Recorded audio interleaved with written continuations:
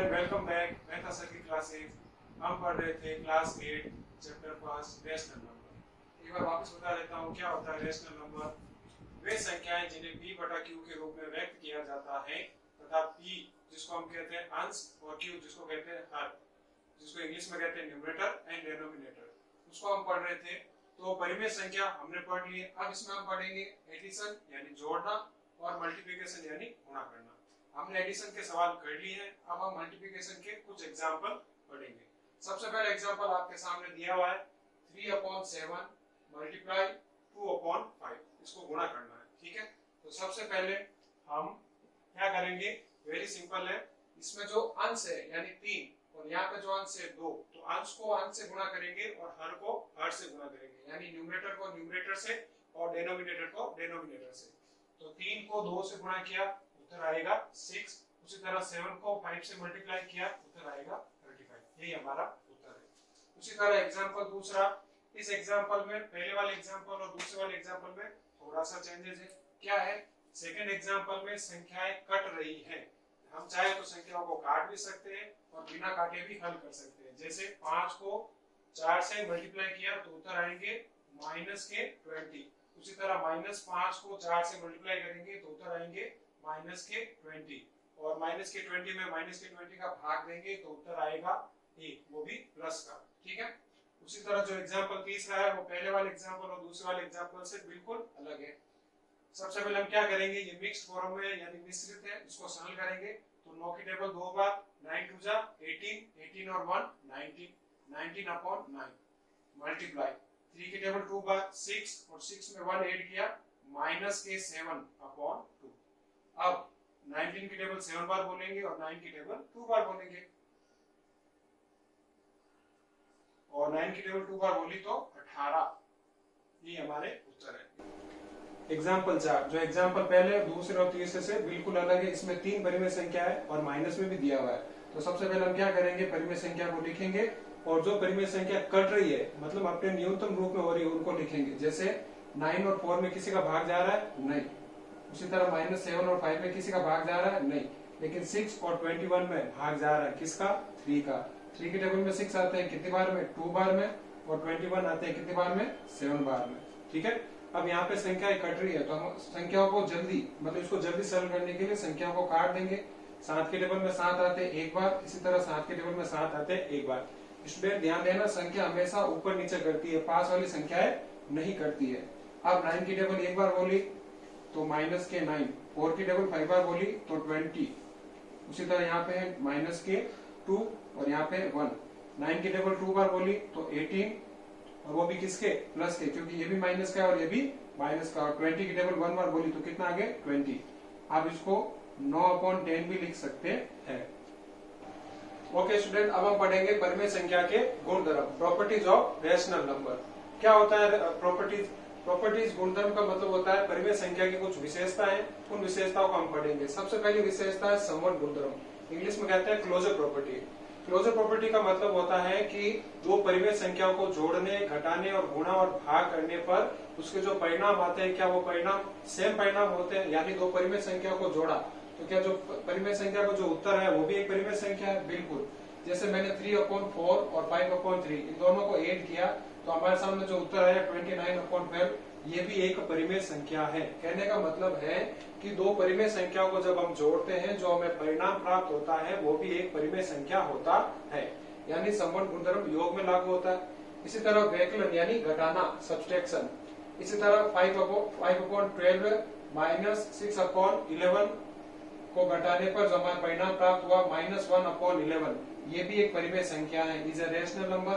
उसी तरह गुणा में दो परिमेय संख्या को गुणा करने पर जो हमारा परिणाम आया -12/35, जो ऋणात्मक है वो भी एक परिमेय संख्या है, क्योंकि हमने पढ़ा है परिमेय संख्या में पूर्णांक भी शामिल है, तो धनात्मक भी हो सकता है और ऋणात्मक भी हो सकता है।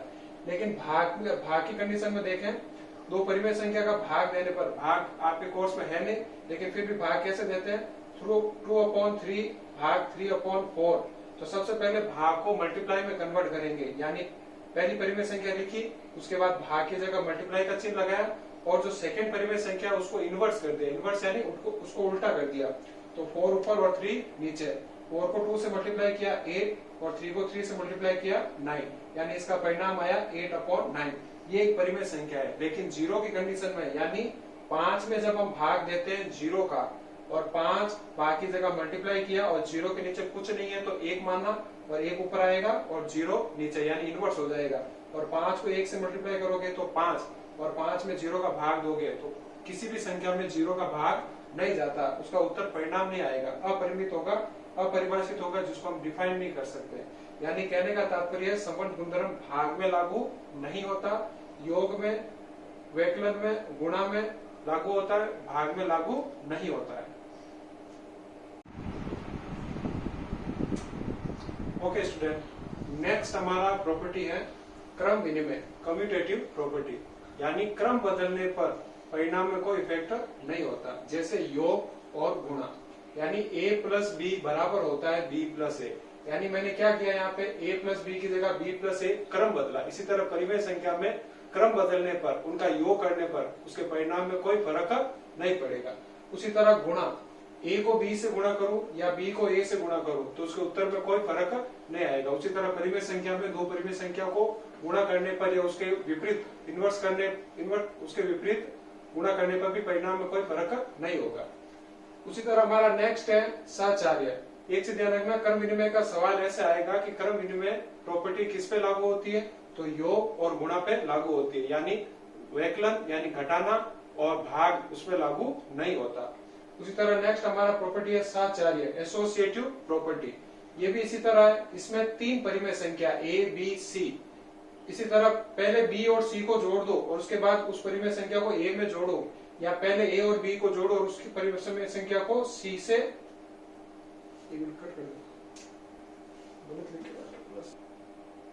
ओके स्टूडेंट, तीसरी प्रॉपर्टी है साचर्यता, जिसको हम लोग कहते हैं एसोसिएटिव प्रॉपर्टी। ये भी योग और गुणा में ही लागू होता है, यानी 3 परिमेय संख्या आपके सामने दी हुई है a, b और c। तो पहले मैं b और c परिमेय संख्या को जोड़ के a में जोड़ू या a और b को पहले जोड़ू और c में जोड़ू तो परिणाम में कोई फर्क नहीं होगा। उसी तरह गुणा में भी लागू होता है, पहले b और c को गुणा करूं और उसके बाद a से गुणा करूं, या पहले मैं a और b को गुणा करूं उसके बाद c से गुणा करूं तो परिमेय संख्या के उत्तर में कोई फर्क नहीं होगा। उसी तरह जो हमारा इंपॉर्टेंट है चौथा, पांचवा, छठा और सातवां, इनसे सवाल बनता है, ये सबसे इंपॉर्टेंट है। सबसे पहले चौथा है योज्य तत्व समग्र, जिसको इंग्लिश में कहते हैं एडिटिव आइडेंटिटी, यानी किसी भी संख्या या किसी भी परिमेय संख्या में 0 जोड़ने पर, चाहे 0 पहले जोड़ू या बाद में जोड़ू, वही परिमेय संख्या यानी वही संख्या वापस आती है। कहने का मतलब ये है किसी भी परिमेय संख्या में 0 जोड़ने पर परिणाम वही संख्या प्राप्त होती है। उसी तरह गुणात्मक तत्समक ये कहता है मल्टीप्लिकेटिव आइडेंटिटी, किसी भी संख्या को 1 से गुणा करने पर वही संख्या प्राप्त होती है, यानी चाहे संख्या 1 पहले हो या बाद में परिणाम में कोई फर्क नहीं पड़ेगा। तो ये हमारा हो गया योज्य तत्समक, ये हो गया गुणात्मक तत्समक। इसके बाद हमारा योज्य प्रतिलोम, एडिटिव इनवर्स, यानी 1 का योज्य प्रतिलोम -1। कहने का तात्पर्य है दो संख्याओं को जोड़ने पर उत्तर क्या आना चाहिए, 0। सवाल आपका ऐसा आएगा कि 1 का योज्य प्रतिलोम क्या होगा, तो उसका नेगेटिव फॉर्म यानी -1, यानी 1 में क्या जोड़ू कि उत्तर 0 आ जाए, तो 1 में -1 जोड़ूंगा तो उत्तर क्या आएगा, 0। उसी तरह एडिटिव इनवर्स ऑफ 1 इज -1। गुणात्मक प्रतिलोम, मल्टीप्लिकेटिव इनवर्स, ये इसका इनवर्स है, यानी 3/4 का गुणात्मक प्रतिलोम 4/3, यानी किसी परिमेय संख्या को किससे गुणा करूं कि उत्तर 1 आ जाए। जैसे 3/4 को मैं किससे गुणा करूं कि उत्तर 1 आ जाए, तो आप जो परिमेय संख्या दी गई है उसका इनवर्स कर दें, यानी 4/3। ये 4 से 4 कट हो जाएंगे, 3 से 3 कट हो जाएंगे, आपका परिणाम 1 आएगा। तो multiplicative inverse of 3/4 is 4/3। Last हमारा गुणधर्म है वितरण गुणधर्म। इसमें एडिशन और मल्टीप्लिकेशन दोनों लागू हो रहा है, यानी दो परिमेय संख्या को जोड़ने के बाद उसको गुणा करना है तो उसको हम इस रूप में भी लिख सकते हैं, यानी a को b से गुणा किया, उसके बाद वापस जो यहाँ चिन्ह दिया हुआ प्लस का प्लस लगाया और a को c से गुणा किया, परिणाम में कोई फर्क नहीं होगा। उसी तरह माइनस में भी लागू होता है। तो हमने अब तक 8 गुणधर्म पढ़े हैं। इस प्रत्येक गुणधर्म की अपनी अपनी विशेषता है जो आपके परीक्षा के लेवल के लिए सबसे इम्पोर्टेंट है। ओके स्टूडेंट, नेक्स्ट हमारा टॉपिक है दो परिमेय संख्या के बीच परिमेय संख्या ज्ञात करना, यानी rational number between two rational number.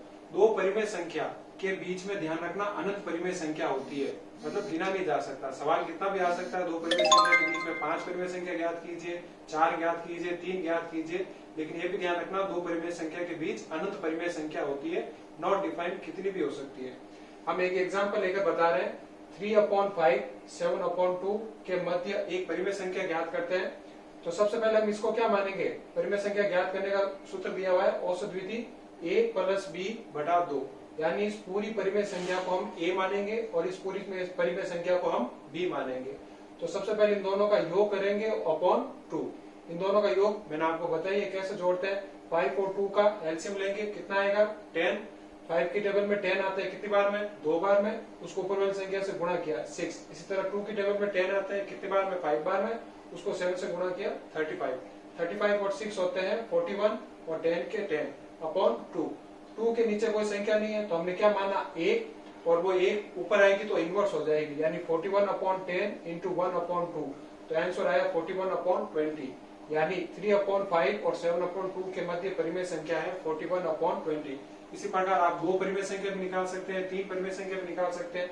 अब इन दोनों के बीच में परिमेय संख्या ज्ञात कर सकते हैं, इन दोनों के बीच में भी परिमेय संख्या ज्ञात कर सकते हैं।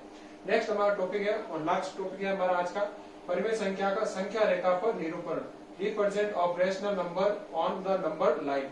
जैसे 5/8 को संख्या रेखा पर निरूपित करना है। तो सबसे पहले स्टूडेंट देखो आप, ये 5/8 पॉजिटिव है या नेगेटिव। पहली चीज ये पॉजिटिव है, तो हमें पता है पॉजिटिव परिमेय संख्या 0 के दाईं तरफ होती है। तो सबसे पहले ध्यान रखना अंश बटा हर में, हर कितना है 8। तो सबसे पहले आप 0 से 1 के बीच में 8 चिन्ह लगाते हुए सबका हर क्या लिखेंगे 1, और 1 से लगाकर 8 पे क्या लिखेंगे संख्या, और उनका हर क्या होगा समान। ठीक है, उसी तरह हमें क्या पूछा है 5/8। फिर हम देखेंगे 5/8 कहाँ है, ये रहा।